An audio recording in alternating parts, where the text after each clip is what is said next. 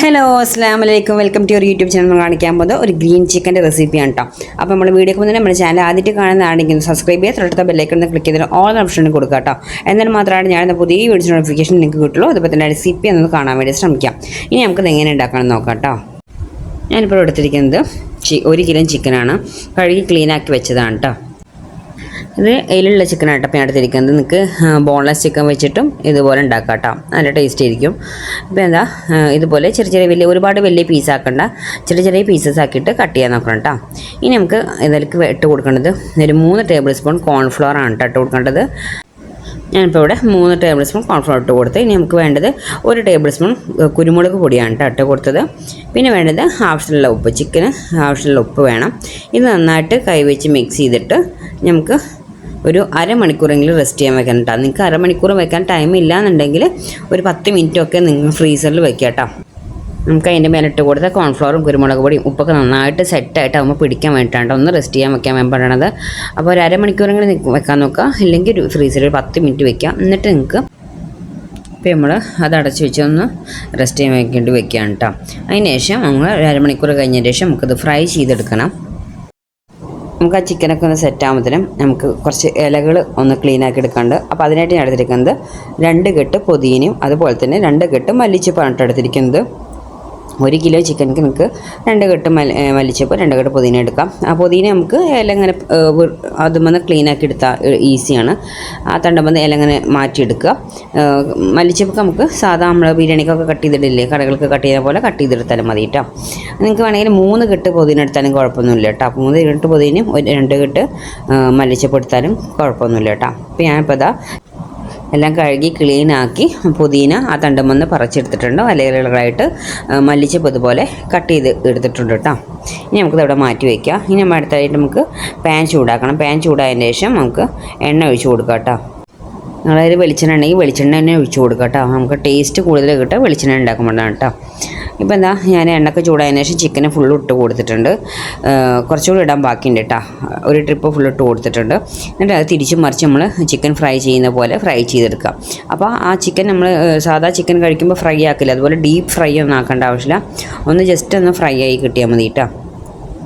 അപ്പോൾ ഞാൻ ഒരു ഫസ്റ്റത്തെ ട്രിപ്പ് ഒന്ന് ഫ്രൈ ആയി കിട്ടിയിട്ടുണ്ട്. അത് ഇതിൽ നിന്ന് എടുത്ത് മാറ്റുകയാണ് കേട്ടോ. ഞാനിപ്പോൾ ഫുള്ളായിട്ട് ഇതിങ്ങനെ കാണിക്കുന്നില്ല. അതെടുത്ത് മാറ്റിയതിന് ശേഷം ഞാൻ 2ാമത്തെ ട്രിപ്പ് ഇട്ട് കൊടുത്ത് ഇതുകൊണ്ട് ബാക്കിയുള്ളൂ കേട്ടോ. അത് ഫ്രൈ ആയതിനു ശേഷം നമുക്കവിടെ മാറ്റി വയ്ക്കാം. നിങ്ങൾ ഫ്രൈ ചെയ്തെടുത്ത പാൻ വലുതാണെങ്കിൽ ആ പാനിന് എണ്ണ കൂടുതലാണെങ്കിൽ കുറച്ച് 1 ടേബിൾ സ്പൂൺ എണ്ണ മാത്രം വെച്ചിട്ട് നിങ്ങൾക്ക് ബാക്കി എണ്ണ എടുത്ത് മാറ്റിയിട്ട് ഈ ഇലകൾ ആ പാനിലേക്ക് ഇട്ട് കൊടുക്കുക കേട്ടോ. എൻ്റെ പാനിൽ ഈ ഇല ഫുള്ളായിട്ട് കൊള്ളില്ല, അതുകൊണ്ടാണ് ഞാൻ പാൻ മാറ്റിയത്. വലിയ പാനൊക്കെ ആണെങ്കിൽ നിങ്ങൾ ആ എണ്ണ കുറച്ചെടുത്ത് മാറ്റിയതിന് ശേഷം 1 ടേബിൾ സ്പൂൺ എണ്ണ മാത്രം അതിൽ വെച്ചിട്ട് നമ്മൾ ഫ്രൈ ചെയ്ത എണ്ണ ഉണ്ടാവുമല്ലോ, അത് അതിൽ വെച്ചിട്ട് കുറച്ച് വെച്ചിട്ട് ഈ ഇല അതിലിട്ട് നമുക്കൊന്ന് വാട്ടിയെടുക്കണം. അപ്പോൾ ഞാൻ പാൻ ചെറുതായതുകൊണ്ടാണ് പാനൊന്ന് മാറ്റിയത്, അല്ലെങ്കിൽ ആ സെയിം പാനിലിട്ട് നിങ്ങൾക്കിത് വാട്ടിയെടുക്കാം കേട്ടോ. അപ്പോൾ നമുക്ക് ഈ പുതിനയും അതുപോലെ തന്നെ മല്ലിച്ചപ്പോൾ ഒന്ന് ചെറുതായിട്ടൊന്ന് വാട്ടിയെടുക്കണം. നമ്മളിതൊന്ന് ഇളക്കി കൊടുത്തതിന് ശേഷം 1 മിനിറ്റ് കഴിഞ്ഞ് കഴിഞ്ഞാൽ നമ്മളിതാ ഇലക്ക് ഇതുപോലെ ഒന്ന് ഒതുങ്ങിയിട്ടുണ്ടാവും കേട്ടോ. ആ ടൈമിൽ നമുക്ക് ഒരു മീഡിയം സൈസ് ഇഞ്ചിയും അതുപോലെ തന്നെ ഒരു 7 വെളുത്തുള്ളി ഞാൻ ഇട്ട് കൊടുത്തിട്ടുണ്ട്. അതൊന്ന് നമുക്ക് ഇളക്കി കൊടുത്തതിന് ശേഷം ഇനി നമുക്ക് ഇട്ട് കൊടുക്കുന്നത് ഒരു 4 പച്ചമുളകാണ് കേട്ടോ. നമ്മൾ എരിവിനായിട്ട് ആ കുരുമുളക് പൊടിയും നേരത്തെ ചേർത്തില്ല ചിക്കൻ ഫ്രൈയിൽ ഈ ഒരു പച്ചമുളക് ചേർക്കുന്നുള്ളൂ. നിങ്ങൾക്ക് കുറച്ച് സ്പൈസി ആയിട്ട് വേണമെന്നുണ്ടെങ്കിൽ ഒരു 2 പച്ചമുളകൊക്കെ കൂട്ടിയെടുക്കുക കേട്ടോ. അതിട്ട് കൊടുത്തതിന് ശേഷം നന്നായിട്ട് ഒന്ന് ഇളക്കി കൊടുക്കുക. ഇനി നമുക്ക് നന്നായിട്ടൊന്ന് സോഫ്റ്റായി ഒന്ന് വാടി കിട്ടും കേട്ടോ ഇല. അതിൽ നിന്ന് ഇളക്കി കൊടുക്കുക. അപ്പോൾ നമ്മൾ അത് ഇളക്കി കൊടുത്തതിന് ശേഷം നമ്മൾ ഇലക്കഥ ഇതുപോലെ വാടി കിട്ടിയിട്ടുണ്ട് കേട്ടോ. ഇനി നമുക്ക് ഈ ഇല ഒന്ന് ചൂടാറാൻ വേണ്ടി വെക്കണം. ചൂടാറിയതിൻ്റെ ശേഷം നമുക്ക് മിക്സിയുടെ ജാറിലിട്ട് നന്നായിട്ട് വെള്ളം ചേർക്കാതെ പേസ്റ്റ് രൂപത്തിൽ അരച്ചെടുക്കണം കേട്ടോ. അതരച്ച് അവിടെ മാറ്റി വയ്ക്കുക. ഇനി നമുക്ക് ആ ഇല വാട്ടിയ പാനിൽ തന്നെ 1 ടേബിൾ സ്പൂൺ എണ്ണ ഒഴിച്ചിട്ട് നമ്മൾ ഫ്രൈ ചെയ്ത എണ്ണയല്ലേ അതെണ്ണ ഒഴിക്കുക കേട്ടോ. അതില്ലെങ്കിൽ നിങ്ങൾ വേറെ എണ്ണ എടുത്ത് ഒഴിച്ചാൽ മതി കേട്ടോ. വേറെ വെളിച്ചെണ്ണ കുറച്ചെടുത്ത് ഒഴിക്കുക 1 ടേബിൾ സ്പൂണ്. അതിലേക്ക് നമ്മൾ ആ പേസ്റ്റ് ആക്കി വെച്ചാൽ ഈ ഇലയിൽ അതിട്ട് കൊടുക്കുക കേട്ടോ. നമ്മൾ തുള്ളി വെള്ളം ചേർക്കരുത്, വെള്ളം ചേർക്കാതെ വേണം അരച്ചെടുക്കാൻ. നമുക്കത് എണ്ണയിലേക്ക് ഇട്ട് കൊടുത്തിട്ട് ഒന്ന് ഇളക്കി കൊടുക്കുക കേട്ടോ. അപ്പം ഇത് വല്ലാതെ ഇട്ട് ഇളക്കി അതിൻ്റെ പച്ച ടേസ്റ്റൊക്കെ നമ്മൾ എണ്ണയിൽ വാട്ടിയെടുത്തതാണല്ലോ ഇല. ഇനിയിപ്പോൾ അധികം ഇട്ട് ഇളക്കേണ്ട ആവശ്യമില്ല. നമ്മൾ ആ ജാറിൽ കുറച്ചുകൂടി പേസ്റ്റ് ഉണ്ട്, അത് ഇട്ട് കൊടുത്തിട്ട് നിങ്ങൾക്ക് ഒന്നുകൂടി ഇളക്കി കൊടുക്കുക കേട്ടോ.